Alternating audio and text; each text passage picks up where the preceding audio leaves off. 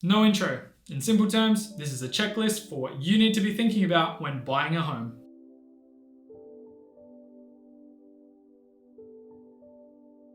Welcome back to my channel. Thank you for being here. Today we are going to cover some of the common and important things that you need to be thinking about when you're planning to buy a home. Even if it's not your first home, this video hopefully will be a reminder as to all the things you need to cover. Firstly, your deposit. Ideally, you want 20%.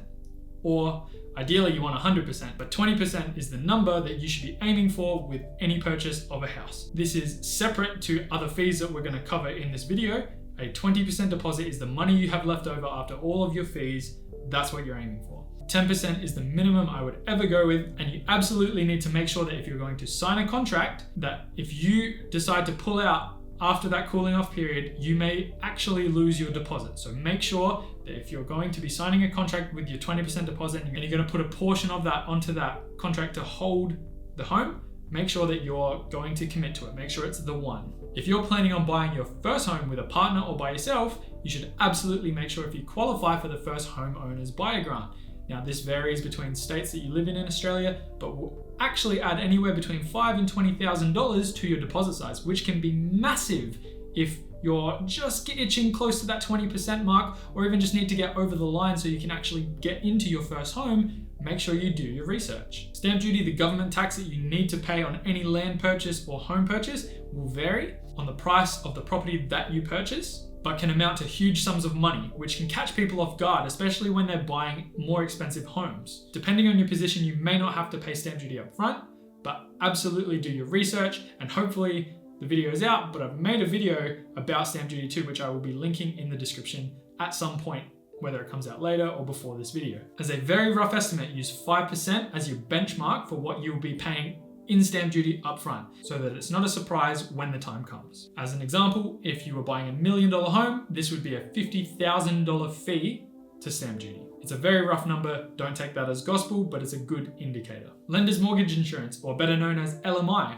This is insurance for the banker or lender, not you. And if you don't have a 20% deposit, you will have to pay LMI for every percentage that you don't have anywhere up to that 20%. So if you have a 15% deposit, you will have to pay 5% worth of LMI on the purchase price of the property. And this can range into the tens of thousands of dollars. The other thing to consider as well is that if you haven't factored in stamp duty as an upfront fee, it will actually come out of your deposit and won't count towards that 20% deposit. This catches people out regularly, and something to absolutely be aware of, because it could bring you below that 20% deposit mark, meaning you have to pay LMI. This is a very simple thing that you can do in preparation, and that's called getting a pre-approval. Going to a bank and asking them for a pre-approval. You have to provide them with information, things like your pay slips, identification, and the people that are going to be involved in the purchase. But this is a great way to give you a better chance of securing a property. If a seller sees that you have gone out to the bank and they've said,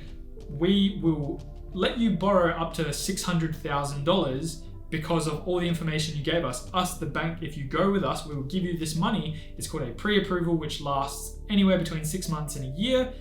Essentially, it's free to do it, and it benefits the banks because they kind of are giving you a, sign up with us and we'll give you our money, but it gives you the security of knowing that if you bid on a home or you actually go and buy a home, you will have access to that money based on your situation. You're almost guaranteed to get that money. That's how I went through purchasing my home. I got a pre-approval of, I think it was around about $500,000 at the time that I bought it. That's what was my borrowing capacity.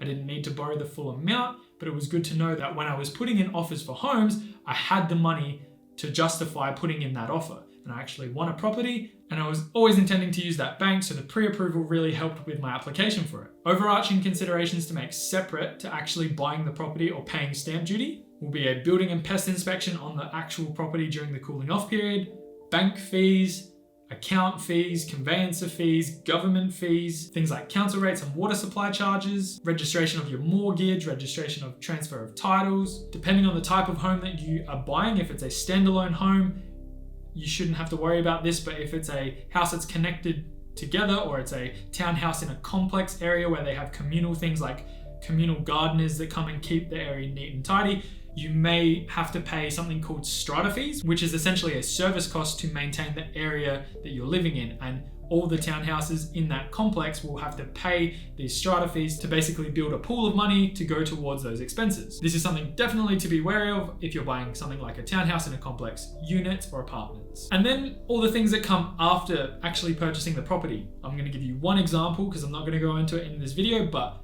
your home and contents insurance. You've just bought a house and you don't want it to burn down. And if it did burn down, you would hope that you would have some type of insurance to make sure that everything that burns is replaceable through the money that you get paid out through insurance. And obviously the house gets rebuilt because your insurer is going to pay for that. It's expensive to build a house. It's expensive to replace the items in your home. Yes, it would suck, and yes, it is highly unlikely, but it's absolutely something you need to be considering because it's just going to add to the total cost of the process. I don't want to scare you from going through this process, but you must be thinking about these things, especially with such a large purchase. This is going to take years, if not decades of your life to maintain and pay for.